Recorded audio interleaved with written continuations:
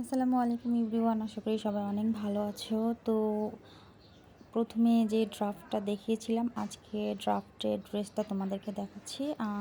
আমি প্রথমেই বলেছিলাম যে ড্রেসটা অর্গানজা ফেব্রিকের মধ্যে এবং এটার মধ্যে হচ্ছে কাজ করা আছে। তো এই জন্য আমি এটাতে বেশি কিছু অ্যাড করব না, শুধু সিম্পল একটা লেস অ্যাড করব। আর এটার সাথে সালোয়ারটা দেখো, সালোয়ারটার কালারটা কিন্তু আমার কাছে খুব ভালো লেগেছে, জলপাই কালার। সো মানে জামার কালারটাও হালকা জলপাই কালার এবং দুপাট্টার কালারটাও সেম।